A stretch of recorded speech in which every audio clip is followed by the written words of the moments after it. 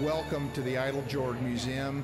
I'm pleased to be here along with my colleagues from my company, Danica Farnan, who is appraising American Indian art, Diane Wax, who is appraising decorative arts. And thanks for coming to Appraisal Day, first of all, and talk about what you have here today. These are Indian baskets, obviously, and there are a few more in here, from the state of Oregon. My grandfather was the only physician within 100 miles of the reservation of the Siletz Indians. So he rode his horse over, or took his carriage over and tended to them. This is probably the most interesting piece. When a baby was born, a male baby was born in the Siletz tribe, then cap was made over his head, and his mother knitted that. On his 12th birthday, he was to stand up in front of the whole tribe and announce the person that had made the most difference in him becoming a man. I would think this is about the turn of the century hat. These kinds of caps go for about $400. They were, a few years ago, they were bringing about 6 to 8. The market just has sort of slowed on these ones, but this is in good shape. It's a little raw here, and you know, you gotta hold it up. I got the light there. Kind of hold it up to make sure there's not any splits in it, which it doesn't look like it. So, you know, I mean, I think this hat would bring about $400, $450. Well, I'm really not interested in selling it, sure. but I mean, I just kind of want to know. That's what that guy's. Probably, if she'd said $1,000, I would have said thank you and still taken home instead of trying to sell it, because I didn't want to. I wasn't coming here to find out how much money I could make. I wanted to know if there was any value at all, and maybe need to hide them a little bit or something. So that's Did you enjoy the experience overall? Enjoyed it, and I was pleased to find out what it is, and I enjoyed the whole thing and the people and the other things I'm seeing here. So it's been a very interesting experience.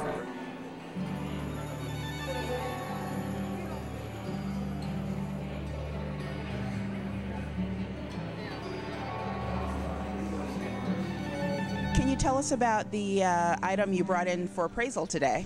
It's a bow, a quiver to hold the arrows, and it was sold by Geronimo's daughter to my grandfather at St. Louis World's Fair in 1904.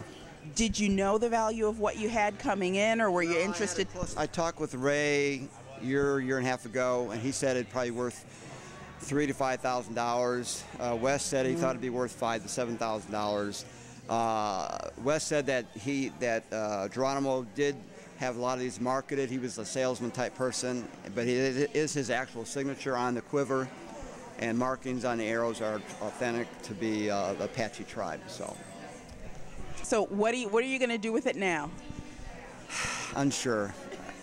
If I can sell it, I might try to mount it in a box or something. I thought about even donating it to the museum.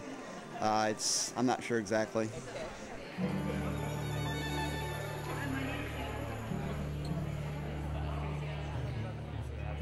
Well, this is a sugar chest that I inherited from my 94-year-old aunt a couple of years ago. This is worth showing up here. This is later, obviously cherry and poplar. So when she died, she left me one of them, but that was 50, 60 years ago. And since I got this, I wonder, well, just how much is it worth? You have 3 of them? She did. She did. I got one. Do you have any of the smaller ones? No. This is the smallest she had. Smallest. Interesting. Well, these were made at a time. I think this is a replaced top. Hinges have definitely been replaced, but this is a time that the dividers were for the white and brown sugar cones. It's lost its lock, but you literally can see the hand of the maker in the sense that it's been hewn out with a plane. That bottom board in poplar has been hewn. And I would guess this is Kentucky. And anything Kentucky is white hot.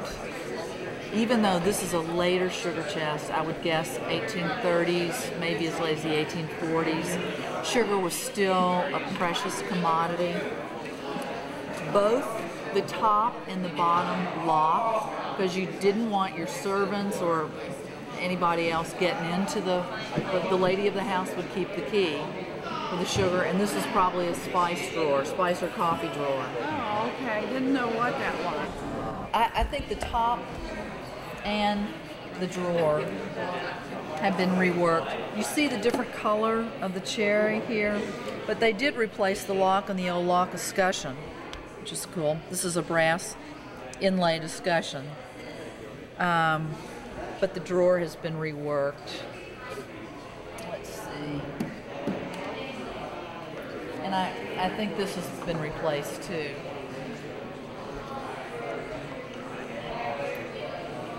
See this nice wear? Even where the lock's broken out, it just has a totally different feel to it than this top. And the hinges are clearly replaced. This whole top though, do you see these marks? Has a circular saw. That's a modern saw. So the top of this is completely a new top. Done like it would have been done, batten board ends, but this whole top is a replaced top. That said, this is probably 800 to 1,000. If it were right, it would probably be 3 to 5. So, Did the experience coming here today meet your expectations as finding out what you wanted to know about I had no idea what any of the stuff would be worth. And finding out is fine. You know, some people will come along and told me, says, well, that thing's worth $10,000. Well, it might be if it's not refinished, and it'd be a little bit smaller. But as it is, I think $1,000 is probably what she put on it. So it makes a difference. And but it's, I think dated, she said, around 1840, something like that. So that's over 150 years old.